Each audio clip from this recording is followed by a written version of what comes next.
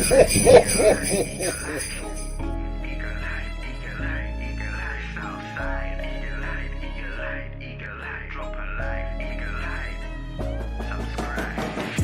to ask throughout a campaign with the confidence rising. I told JC, Nate and Rich that good times are coming, no need for deep diving. Fan cams, reactions, watch along to the pride of London thriving. The Eagles of South stay flying. Keep your eyes on us, we ain't hiding.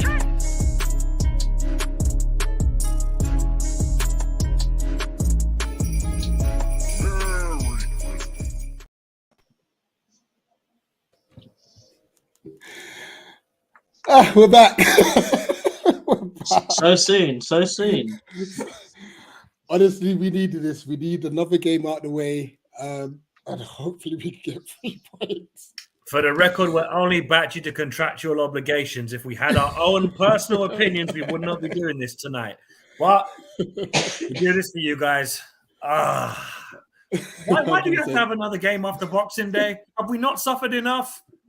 Man, I don't know. But big up to everybody watching. 100%. JC, how you doing, my guy? All good. Cost of living crisis. Got the sniddy on because I think everyone got one for Christmas this year. But it is what it is, man. I'm nice and warm. Good to hear, Nate. If I speak, I'm in trouble. I'm still peed off from Boxing Day. But having said that, with this, if we're this underconfident, Bournemouth should be worried because when we're confident, we get exposed. When we're not confident, we actually turn up for a change. But yeah, I'm not holding out much hope here. I think it could be painful, but you never know. Also, RIP Pele. 100%. And I'm good to answer your question. We got a Bournemouth fan here. He's got a smile from like ear to ear. Tell you what, their turnaround's been phenomenal, and credit to them. We'll go into that in more detail. Craig, how you doing, my guy? Yeah, all good. Thanks for having me, guys, and thank you so much for inviting me on, Rich. Yeah, so like you say, the turnaround's been, pretty impressive since that, and I was there, that 9-0 defeat against Liverpool. However, 2 defeats in the last 2, one of them a cup game, but then again, what we need to do is look at the teams we were up against as well. 100%. And, let's go into that because Scott Parker did a decent job getting you promoted. Yeah. And such. And to his, your earlier fixtures weren't easy at all. And from the outside looking in, and please obviously correct us if we're wrong, it wasn't the results that got him sacked. It was his mouth. Like, it was. What actually happened? Like, it seemed crazy. So, we won our first game of the season against Aston Villa. To be honest, it was a game because we had lost, of course, Nat Phillips went back to Liverpool.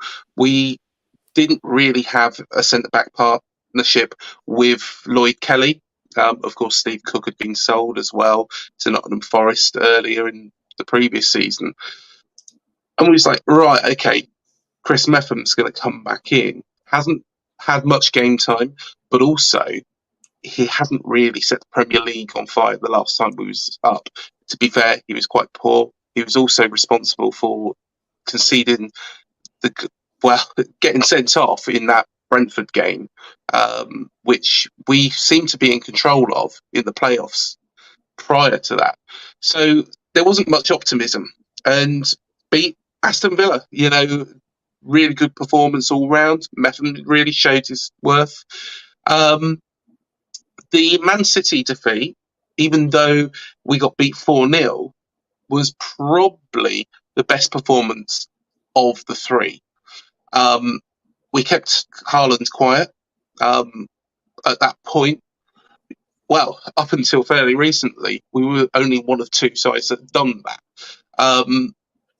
And it looked quite promising after that match. We expected to get beat by Man City.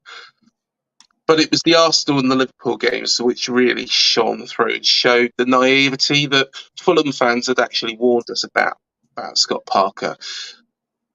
What we did against Arsenal, we sat back, gave them too much respect. in the first 10 minutes, we were 2-0 down. We did steady the ship.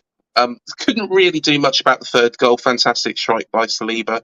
But the Liverpool performance, and to be fair, Arsenal did take their foot off the gas a little bit in that game. But Liverpool didn't. And again, we gave them a 2-0 lead, this time in 6 minutes. And Scott Parker's response after that game, considering it's a very young side, we've got players, that are quality, young players who need that bit of confidence, need that bit of picking up. They're not going to win every single game in this division. No team will do. But it was what he come out with. And he turned around and said, we're going to get more defeats like that. We're going to get beaten like that again. We need to strengthen. We need to improve. But we haven't got the facilities to do it. And I think the owners, which did back Scott Parker, they weren't going to spend, fortunes. We probably know why they didn't spend more than they did because of course, the takeover that's happened. But I think they felt let down because Scott Parker, prior to that as well, had actually mentioned about how he wasn't getting the resources. And I think I had a conversation and was invited on to speak to Robbie Savage and Chris Sutton on the way home. Their view was that he got you out the Championship and, you should stand by him. My view was that he had to go because there's players like Jadon Anthony, Jordan Zamora, Gavin Kilkenny, who've been listening to that and thinking, he's got no faith in us. He's got absolutely no faith that we're going to stay up. And to be honest, walking out of Anfield that day, I thought that we could have beaten Derby's record, to be perfectly honest. I didn't have much faith myself, but I'm not the manager, and Scott Parker should be standing by those players. And that's what ended his time, really, at the club. Just before we hit the comments, what has Gary O'Neill done differently then to turn things around? Because you've had some fantastic wins. You've even had some games where you should have won. If memory serves me right, the Spurs one, I think you were 2 up. And we were, yeah. The Leeds one, you were 2 up as well. And it's all right, it's disappointing you haven't gone away and won those games, but it's not like you're getting battered anymore. You're in positions to win, basically. What do you think has been the turnaround? I think he's instilled that confidence back in the players. Remember, they were rock bottom after that game. And some people are critical of this match, but I think it was a good point against Wolves. We drew 0-0, kept a clean sheet, and that is the perfect way to respond after getting hammered 9-0. In the following game, we went up to Nottingham Forest, and we were 2-0 down, won 3-2. I think it's the confidence. I think it is the respect he's got out of the players as well. I think there probably was underlying issues with Scott Parker. I think there was issues with regards to Scott Parker's work rate as well. Gary O'Neill is very much hands-on. He's very much like Eddie Howe. And I think he's got a real drive and he was driven to get this job as well. So I think, fair play to him. He's done a fantastic job. And, he's given those players who were at rock bottom so much confidence back. Yeah, just leave your confidence at the door on Saturday, please. We need 3 points. Let me just those in the chat. Big up Rush. Big up Patrick. Massive win for them against Leeds yesterday. And Grealish should have had a hat trick. Haaland could have had 7. It was crazy. Big up Bobby. Big up Solo from the Man United Agenda. Craig, I'm going to give you a message about them in a minute. What's up the panel? Big up to the chairman. We've got Everton fan Matt. I mean, to be fair, I know we're bad at the moment, but boy, Everton right now. Big up Louis, and obviously, yes, 100% rest in peace, Pele. I hope you're right. I hope you're right, Solo. Honestly, Who else is in there? UK Pat, hope you're doing well. Yeah, we need to keep our discipline as well, to be fair. 2 red cards is shocking. The first one was a red. Yeah, the first one was. The second one, in my opinion, wasn't. The second one, we put ourselves in that position. Yep. You know. Big up Seki. What time is it in Australia right now? it depends where in Australia he's in. Different time zones and that. It might be. Yeah, it might be the first thing in the morning as well, isn't it? Mm-hmm. Yeah. If we put a performance in against Bournemouth, like we did against Forest and Fulham, is Vieira in trouble? Well, he definitely can't be a promoted side. That's an issue in itself. If we lose to all 3 promoted sides, we deserve relegation. That will be a damning stat. Yeah, it will be bad, and in a row as well. Uh-huh.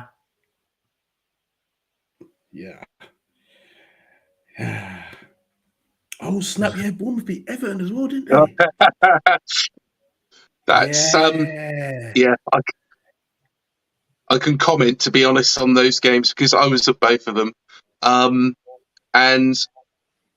do you want the brutal honesty about Everton? No, because we lost to them. So if you could beat them and we can't, that's on us. I think they're terrible. To be honest, I think they'll probably finish bottom. Wow. I honestly do. I think Everton will finish bottom. And yet we got battered 3-0 by them. Yeah. Yeah, I remember that game. Yeah. Calvert-Lewin. Of all people, it had to be that guy. Mm-hmm.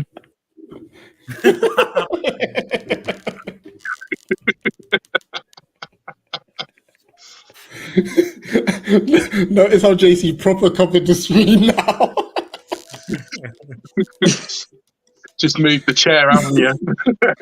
I've got no headrest. I can't do it. Sorry, I'm changing the new year. Don't you dare change vibes. You're too. Yeah. Sure, man. Sure thing, pal. Sure. Nate. Yo. Next question. Yeah, so obviously Bournemouth have been in the headlines recently with Bill Foley and his consortium taking over, which includes Eric Killmonger, aka Michael B. Jordan from. Yeah, where did that come from, by the way? I tell you what, it's amazing, absolutely amazing. Never did we expect, this small little club to be connected with a Hollywood star. We're loving it. Well, you got to take them as they go. I mean, obviously, we lost a very famous fan recently, Maxi Jazz, the lead singer of Fateless. So, obviously that was a nice little tribute to him losing 3-0 on Boxing Day, lads. Well done, champion. Well done. Vibes. But okay, trying to gather my composure here. Obviously, people have known for a while that Maxine Demin, I believe that's his name, I could be wrong, was the main backer of Bournemouth after you guys were in administration way back, because we know how that feels. So trust me, when it comes to not knowing if your club's going to survive or not, we understand how that feels, because that was us not too long ago. Granted, it's almost, it's almost 13 years now at this point, which is mad to even say that. But naturally, when you get more investment at the football club, that obviously breeds optimism. And that obviously breeds a sign of, right, can we now finally establish ourselves as a long-term Premier League football club? Because it's all well and good having 4 or 5 seasons in the league as you had before, I believe. Was it 4 or 5 or 6 seasons? Yeah, I believe? 5. You want it to be more than that. You're aiming to get into the double digits. Like, this is our 10th consecutive season in the Premier League. And we haven't had unlimited money to spend to stay up here. We've literally had to hope there's 3 teams worse than us, and they play worse football than Roy Hodgson, Sam Allardyce, Alan Pardew, Frank de Boer, Neil Warnock. The list is endless. But with yourselves, Eddie Howe took you up. Palace fans don't really like him because, well, that's a whole other story in itself. But he did an amazing job at Bournemouth. He's now at Newcastle and unbelievably doing well with them, albeit, again, he's got an unlimited checkbook. But listen, his working conditions are the best he could ask for. But with Bournemouth, how have you got away with having under 15,000 capacity at your stadium for Premier League football? Now, obviously, I understand for the most part, you never expect to be in the Premier League. But when people look at Dean Court, they immediately think, is this a non-league ground?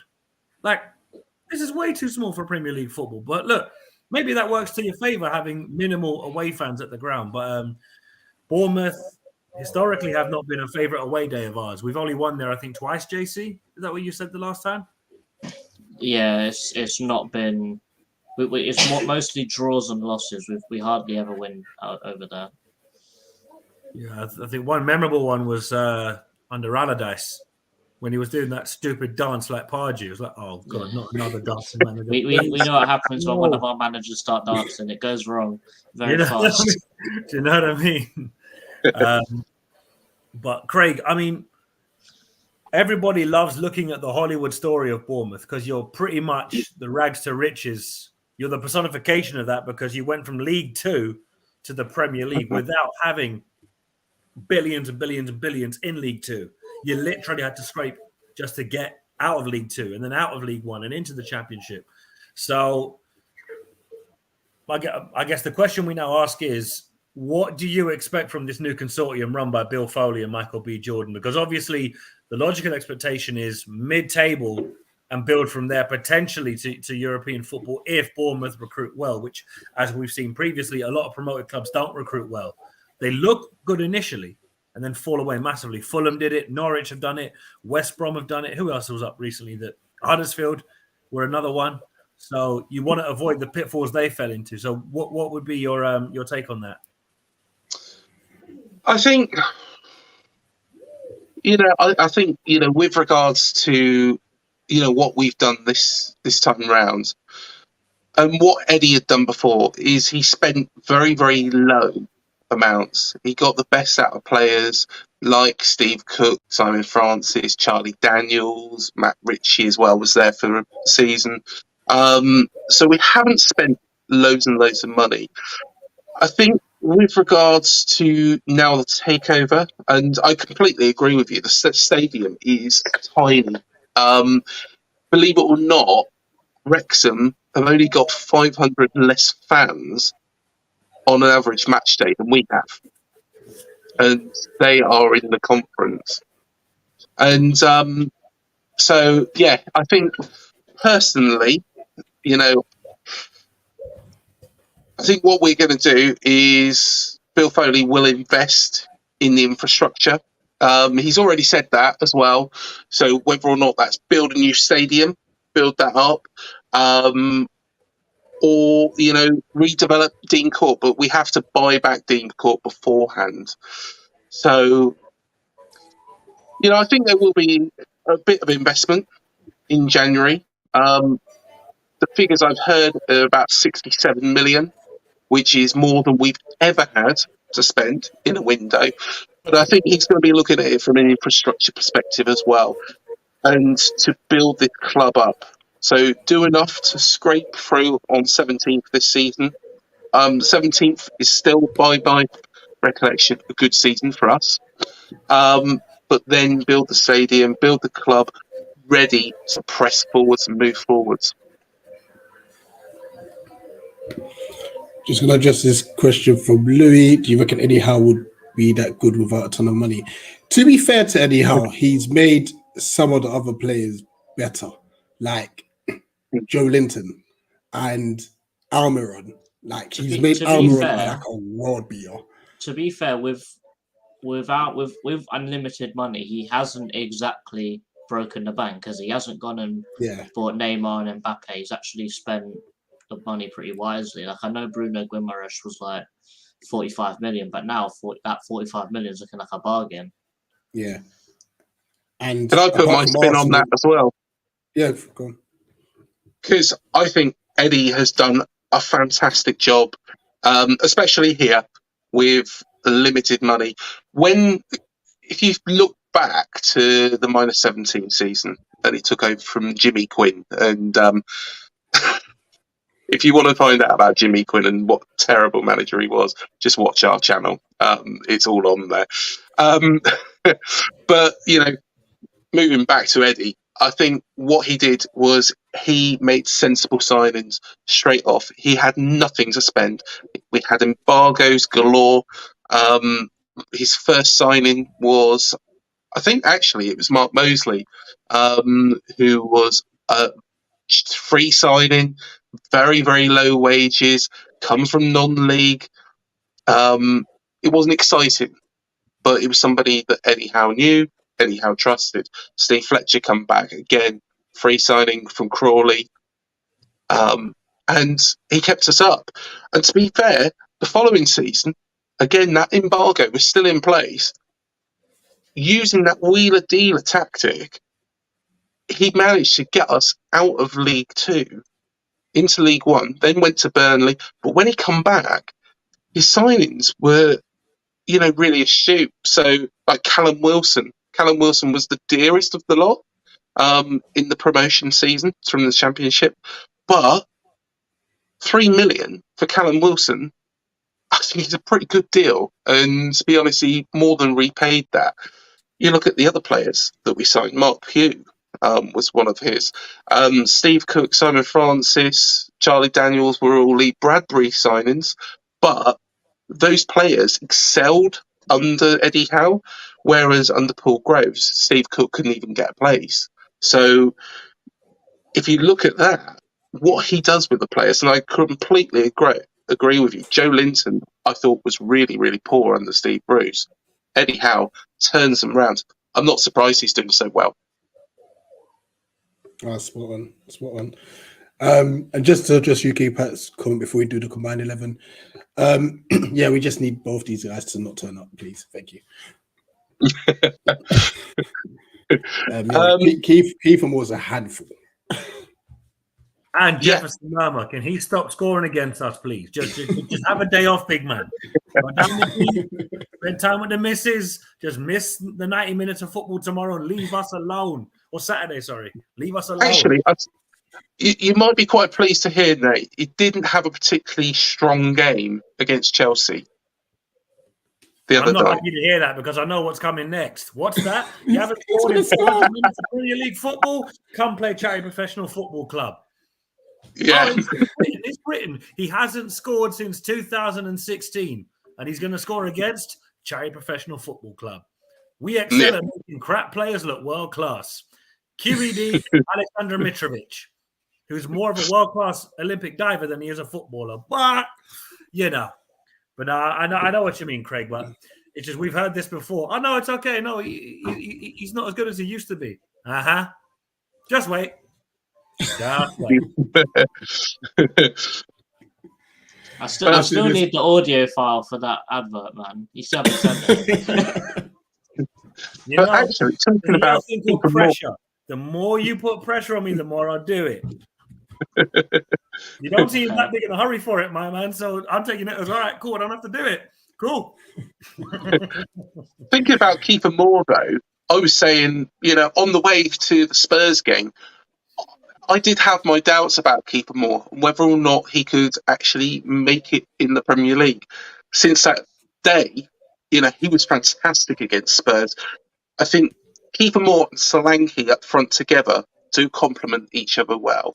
Kiefer Moore's not very quick, but he's very good in the air, can bring it down for Solanke to do something with. Solanke will track back.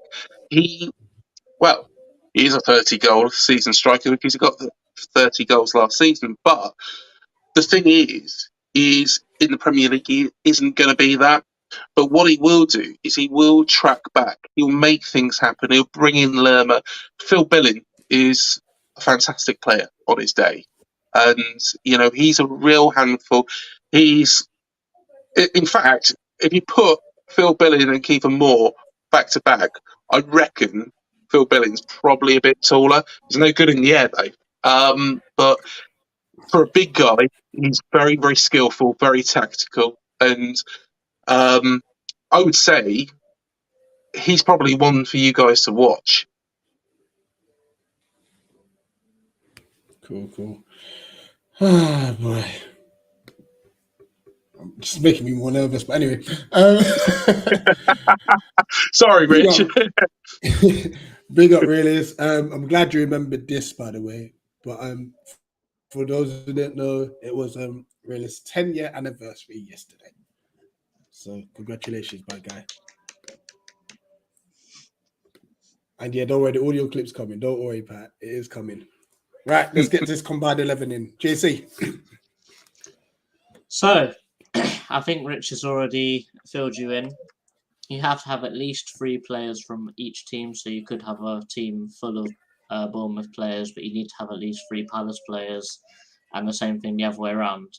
So what we normally do is we let you pick out the full 11, and then if we have any disagreements, we'll wait until the end, and then we'll make our changes, and then we'll see if we can agree on an 11. So, but the players must be available for Saturday's game. Yes, so you can't have no injured players. So let's get into it. Who would you like? So I did forget to tell you that beforehand. Well, I'm hoping he's back. Because he's been fantastic this season.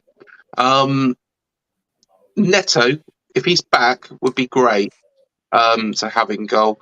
I'm hoping it's probably borderline. All right, left back. Who's in goal instead of him at the moment then?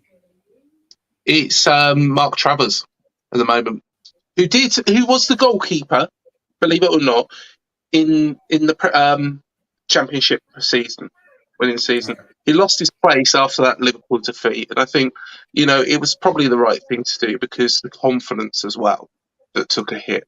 But Neto, since he's come in, former Barcelona goalkeeper, he's been very, very strong. All right, left back. Left back, I've got to go for one of our men, Jay-Z, Jordan Zamora. Brilliant young player. He will be, and I tell you what, you can have my word on this, he will be a player who will play for a top 6 side at one point. Okay. So let's go right back. Right back. Well, I guess Tompkins was sent off, wasn't he? Again, the other day, so he can't really play. Adam Smith is the right back. To be honest, I picked 3 Palace players in my head, for the lineup. Most of them Bournemouth, of course, but the player. I picked right back is Adam Smith. He's good. He's 33 years old. He was here last time we were in the Premier League, and I've got a lot of confidence that he is the best right back at the club, and he does a very decent job. Jack Stacey sometimes plays there as well. So yeah, personally, I'd go with Adam Smith. Let's go with your left centre back. Left centre back, Lloyd Kelly, showing a little bit of rust against Chelsea, but I think he'll be okay. I think he'll be okay for this game. He's come back from quite a long-term injury, but he'll be all right, and I think he'll get back into it. For the first goal, he was a fool. All right, right centre back. And centre backs, I've gone for all Bournemouth here. Sidesi, who is our Argentine centre back, struggled against Liverpool, and come into the side, in a difficult spell, but since then, Gary O'Neill's worked, very, very a lot of detail with him, and he's really, really shone through. Okay, let's go for one of the defensive midfielders. Defensive midfielders. Well,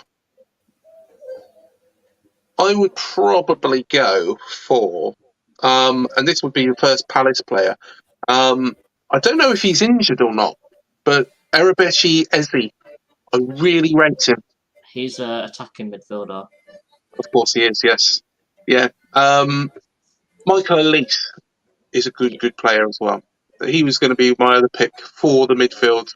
He's a right winger. He is a right winger. Not doing very well here. Well, to be honest, it might make it a little bit easier now then. Let's go for Jefferson Lerma in that player position because he likes playing against you guys. All right, the other midfielder. It's a bit of a toss-up between either Lewis Cook or Phil Billing. I would go probably because of what he's done goal scoring wise as well. He does play in this position sometimes plays a little bit more attacking. I would go with Phil Bill. Well, there's only 4 spots left, and there have to be 3 Palace players. So yeah. Well, you know who 2 of them are. Michael Elise on the right wing. Yes.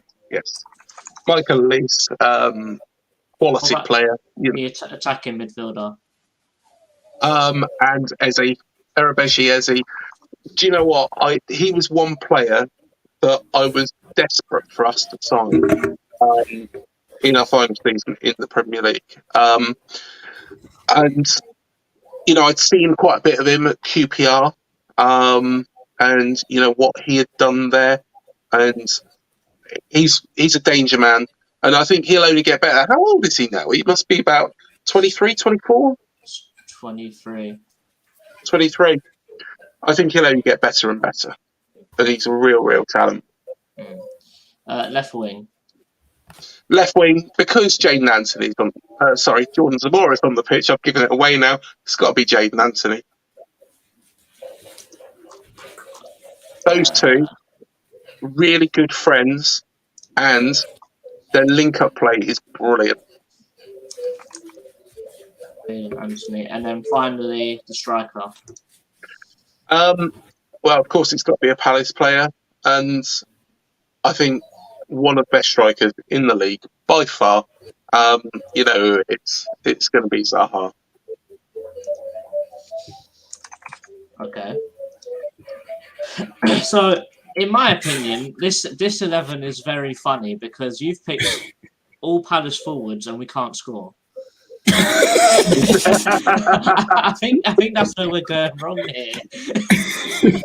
I don't know about you. I don't know about you other guys, but that's how I'm thinking right now. You're picking Palace forwards, and I'm just looking at that back 4 and thinking I'm not sure Lloyd Kelly gets in ahead of Joachim Andersen, but I can understand why he's picked him. But he's been out for so long, I guess, that I can see why you would say that. By all means, take Lloyd Kelly out. He has been injured for a long period of time. But no. I've no issue with it. I'm just thinking you've picked all Palace attackers, and as JC said, we literally couldn't score if our lives depended on it. Yeah. Wow. But then again, the question is that I have there is you have got one of the best strikers, personally, in the Premier League. I think he's, of course, take out the Haalands, take out the Jesuses, but, he's quality. Zaha is quality. You put him in front of goal, in a good position, he's going to put it in the back of the net. Unless it's a penalty. But also, we don't see Zaha as a striker. Yeah, we don't like him up top. Really done it. I think he's a terrible striker. He's more of a winger in my eyes. He's better as a winger. If it was on Edouard, we'd agree, and if it was Glenn Murray, we'd be like, yeah, we're eating. But we've had some howler strikers over the years. Benteke. I'm not going to go on. The list is endless, but the one I was annoyed about was when Bournemouth had Murray. I'm like, Pardew, you sure you want to do that? Yeah, that's not the player to sell, my guy. Sell them Fraser Campbell, not Glenn Murray. What is going on? But credit to Murray, although he then went on to them lot. on the other side of the South Coast. Why did you sell him to them? Why? Well, I know. You know, to be honest, I think Glenn Murray did. Of course, he scored that goal, and a fantastic goal against Manchester United all that time ago. You know, quality striker, and he was, for us, he was a big target man and somebody who offered something a little bit different to Callum Wilson. Callum Wilson, of course, was on the floor. He wasn't that particularly great in the air, but I think Glenn Murray was, really, really good. So I'm at the back spot. Gunnar, welcome. And yes, we have to win this game. We have to go from all the way from Iceland, man. Welcome, Joe. Joe's film plays play for both CP. I think it's Murray, Ward, and Klein, because Ward and Klein were on loan at Bournemouth and Murray signed there permanently. But I don't think there's been many that play for both. Yeah, we nearly signed. We nearly signed Jordan Ibe a couple of years ago. Ah, yeah. Oh, yeah, Jordan Ibe, yeah. Another player Liverpool taxed someone on. Yeah. Please raise this whole team and start from can you please? All right, let me roll up my sleeves. So I think I'm gonna put the Argentinian centre back on the left, so I can then put Joachim Andersen on the right. I don't know anything about your fullbacks, but ours have been dreadful, so you can have it easily. You've got to keep Zamora in there. Zamora, quality. We ain't got no left back, so he's there. Listen, if that's the case, then PV needs to tap him up tomorrow, boy. Yeah. We need a left back. Dougie needs to do his thing. So the next question here is who comes out for Decore? So who's a better defensive midfielder, Lerma or Billing? Because the worst one is getting cut out this team straight away. I think Lerma is probably a best defensive midfielder. Okay, so Billing's gone. Yeah, check Decore has to be in. Decore is going straight in there. That's a lot better. I would like to throw. I don't know. I was thinking more Solanke or Kiefer Moore. Yeah, but we have to move Wilf, innit? Yeah, I'm saying I'm moving Wilf I'm moving Wilf to the left wing, definitely, because he's much better player back out there. Because if he plays up front, he's just not strong enough to work with a centre back. We saw it against Diop. Can Anthony play up top? Not really. No. He's good going down those wings and then cutting balls in. He can play right wing? Can he play right wing? He doesn't tend to. He has once or twice, but it's mainly down the left. And the reason being is it is that link-up play with Zamora and Jadon Anthony. Those two work so well together. I believe they're even flatmates to this very day. So those two, that's why I've put those two together. Normally, if Zamora isn't playing and Anthony is, you don't get the same Jadon Anthony as if they were both playing together. Okay. Well, in this case, then, because Zaha can play on the right wing, and he has done it in the past, and Elise hasn't been performing lately at all. Elise has been bad. So, would we be opposed to putting Zaha right and then putting Edouard up top? No. I can't complain with that. Craig? Yeah, I think that makes sense. Of course, I've seen Elite in the past, and of course, if he's been poor recently, that would make a lot more sense. I think he's only scored one goal this season. I think he's only got one assist as well. I don't think he's not having too good of a season. Let me just double check that. 2 assists, maybe. I think he's got 3 GNAs altogether. 1 goal. One goal, 1 assist. Oh no, yeah, 1 goal, 2 assists. Yeah. So he's not had a very good season this year. But nobody has, to be honest. Let's be like, we look way worse than we did last season, and it's not just Gallagher. Our window was a howler. We just didn't want to admit it, but we're looking at some of the players we were linked with, we didn't go for. You're like, could have done with them. Could have done with another left back, but no, it's fine. We know what we're doing. It's cool. Don't worry about it. And then people are like, oh, who plays left back now? Yeah. Not okay now, is it? But yeah, I would be happy to submit this team because I couldn't make a case for any more Palace players. Neto's a hell of a goalkeeper as well. That's a hell of a signing. Yeah, I think I'd probably make his. Let's hope he doesn't play that. Guaita's been pretty good the last couple of games as well. Yeah. Oh yeah, no, Guaita's been fantastic, but I just hope Neto goes full blown Wayne Hennessy. That's what I want to see on Saturday, please. If there's a footballing god, he needs to go full blown Wayne Hennessy. But yeah, I'm happy with this. Let's carry on. I was just gonna say, pull that back up because we're gonna quickly try and select what our starting 11 should be. Oh yeah. For that game. Coming and stuff, and then after that, Craig, you'll do your predictions, and then we'll say where everyone can find you, and we'll wrap up. Yeah, no problem at all. All right. We have a VG decision to make in midfield. Yeah, well, VG starts obviously. No, I've got a lineup perfect. With this lineup, we'll batter Bournemouth. Speroni and goal. Danny Butterfield right back. Fitz Hall left back. You know what I'm saying? Wayne Routledge on the wing. Andy Johnson up top. They're getting cooked. Because let's be honest, these guys, right, even Joby McEnough now, they'd all cook against, because our start 11 are just tragic right now. But yeah, let's get into it. It's that second centre mid. If it's Jeffrey Schlupp, we're holding court. I'm telling you now. I'm hoping it's not him.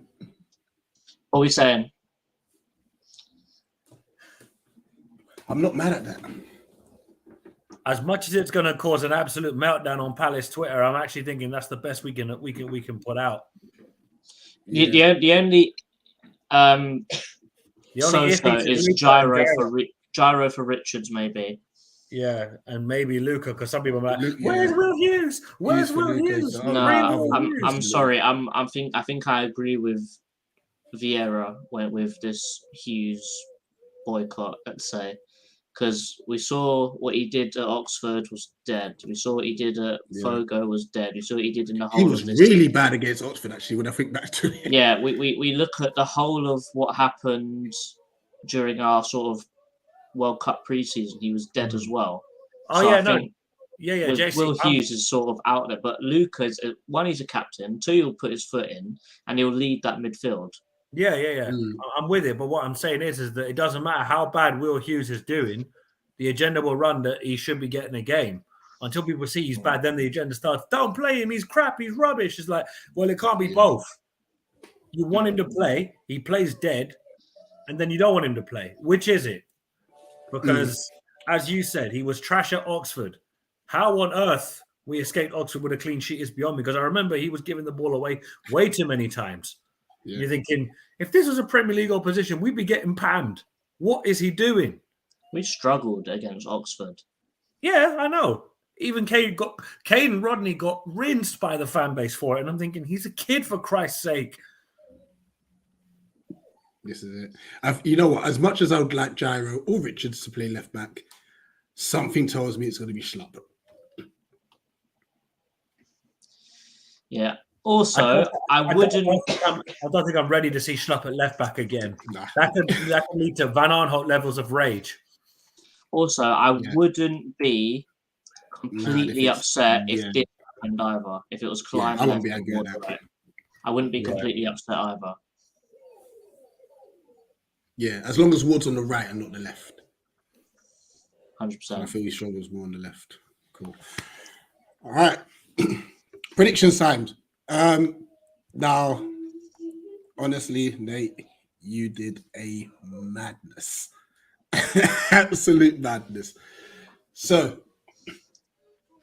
ignore the number. I don't think it's game week 16, but I'll figure it out.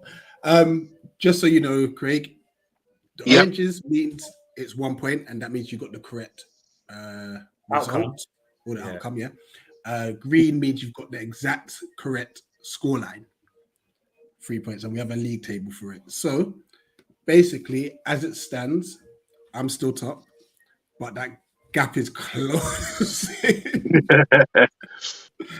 That is closing. Creeping up behind. I told you, lot, don't sleep on it. I was hearing all the last 4 weeks before the prediction stopped. Nate's going to hold court. No, I reckon that was Nicky saying it to you, not us. Yeah. I've always been quiet. I've said nothing. No. It was in the comments as well. No, snap. It wasn't just Nicky. It was the comments as well was saying it. But funny enough, Nate, so it was Nicky. Funny enough, Nate, in the Fulham preview, I was like, it takes Nate to do one more madness, and he did it. He did it. So obviously, Craig, you're representing the guests at the moment. Yeah. They're doing well. They're doing well, to be fair. Now, this is including those who are like in the chat and in the community and such. So I'm still top, but yeah, it's only 4 points. It's only 4 points. Wait, you're not. You know what? You're not as clear as you thought you were. You're not, and this is the beauty with the 1.3 point system. It can change like that. Yeah, you know. By the way, guys, breaking news: CM has submitted his predictions.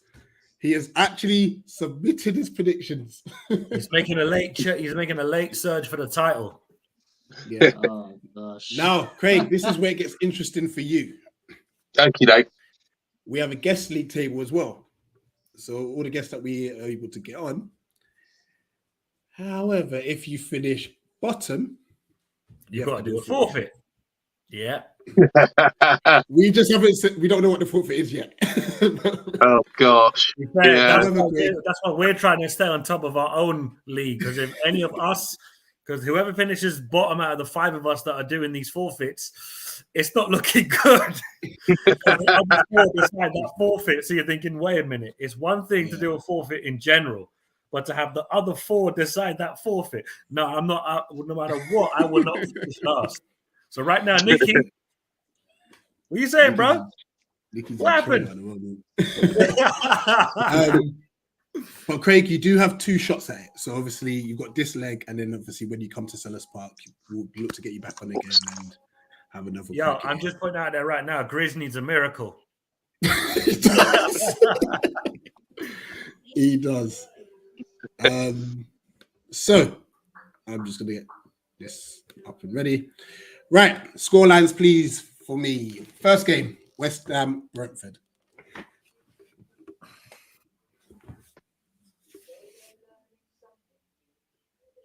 Which way are we going round? It's just you. Just you. Oh, it's just for me. We've submitted our predictions in our Discord. So we've got Discord where we okay, fair enough. So West Ham, Brentford. I actually saw Brentford against Tottenham the other day. They do look very good. I think, though, because it is at West Ham, probably a 1-1 draw. Liverpool, Leicester. Leicester were poor the other day. So I'm going to go for Liverpool 4, Leicester 1. Wolves, Man United. Wolves, of course, beat Everton, but to be honest, that's not hard. Yo, this agenda is real. I've got to go for. To be honest, they don't concede very many. They're not as. Wolves don't concede many, but I think Man United should have too much for them. They don't score many either. I'm going Man United 1-0. Big one. Bournemouth, Palace. can't bet against my own team. I'm going to go 2-1. Going to go 2-1. Fulham Southampton. Oh God, yeah, the Scummers will get beat. I'm going to go 2-1 to Fulham. And City Everton. It's going to be a row. Based on what I saw the other day, I think Man City are going to annihilate them. And I hope there's no Everton fans watching. I'm going to go for 6-0 Man City. Matt, we know you're in the comments somewhere. Respond to that. Newcastle Leeds. Of course, it's Eddie. Newcastle 2-1. Brighton Arsenal. That's a tough one. You know, it should be, on paper, you'd think Arsenal all day long, top of the league, going well. But Brighton do this funny thing that, where they seem to get some fantastic results against those good top of the table sides. And you know what? I think they might get a point. I'm going to go 1-1. Spurs Villa. Spurs have to give teams a 2-0 head start to actually before they come back into the game. Unfortunately, they beat us 3-2 by doing that. They didn't manage to get the better of Brentford the other day, though. And I think Villa are probably going to go 1-0 up against them, but I think Spurs have probably learnt their lesson. I'm guessing I'm going to go for a 3-1 Spurs win. And lastly, Forest Chelsea. Question is, how many players are Forest going to sign in the January window? I'm going to go. I think Chelsea will win. I would go for a 1-0 win. I don't think it's going to be massive, but Chelsea should have enough. Wicked. That covers all the predictions. Lovely. Right, except the Everton fan. I'm just seeing if he's turned up. Nah, he hasn't. Don't worry. I'll send him a clip of it. I thought I got away with that. I thought, no, he's not here. People comments.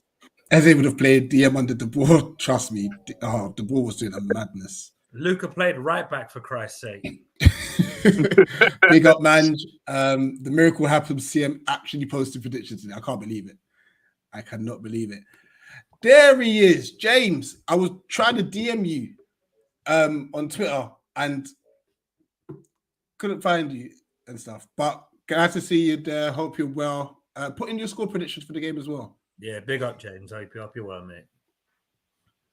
The GOAT will beat Nate because if Nate wins, my targets of the GOAT beating. Keep it going. He fumbled it a little bit.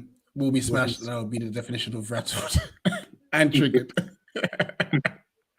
Because what is it? 1 point, Pat? Okay. See, me and JC, it's not like that. But if you're going to get triggered over it, cool. Challenge accepted. JC, did you buy Pat a Christmas present by any chance?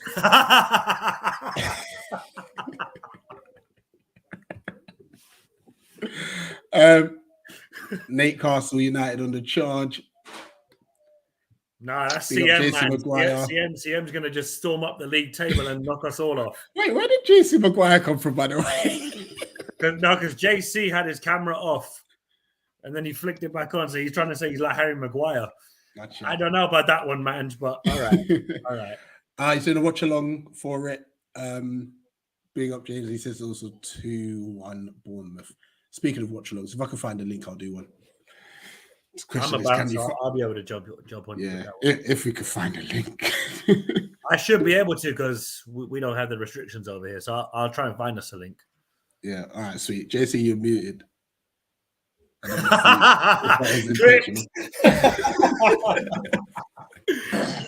Yeah, I was just saying that. Yeah, that link that you normally send me, can you send me that again? But that's if it has that game, though. That's the thing. Yeah, no, I'm going to try and find it as well. I've got a Samsung tablet for one reason. That's just to stream some football. I don't use it any other time. This is it. So watch the space, guys. We are actively looking to do a watch along. Jesus, Martin. Some of the comments you've put out.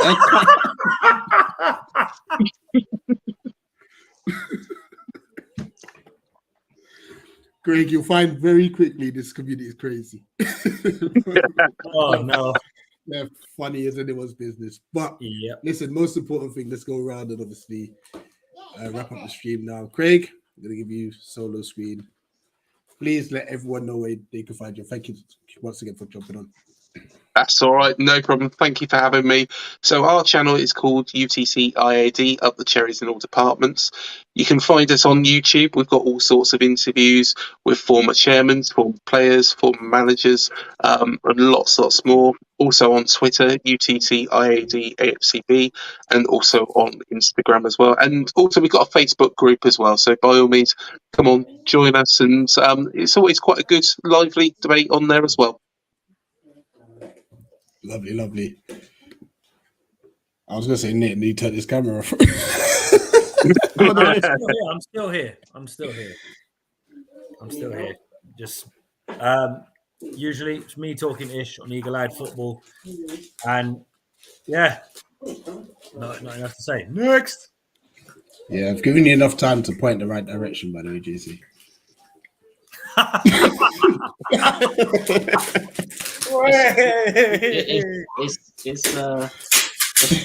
It's been a long process, but we get there in the end, and I'm just hoping we can do well. I just hope we can make some good changes. Vieira picks the right team, and the team actually tries. I think that's all I'm looking forward to, because I don't think they even look like they've tried in the last few games. But up the Palace, come on. 100%. Just so you know, please look out for UTC IAD. Sorry, there'll definitely be a stream coming up soon with the Palace preview. I'm going to jump on that right after this, actually. So is that live or is it going to pre-record? It's all pre-recorded, so it'll be out probably tomorrow morning. Sweet. So I'll make sure I'll retweet that. So look out for that as well, guys. And subscribe if you're new. Subscribe to Craig and his channel. Hit the like button. And look out. Hopefully, we should have a watch along. Fingers crossed if we can find a link on Saturday. Other than that, what we can say is up the Palace. Eagles! Wait for that.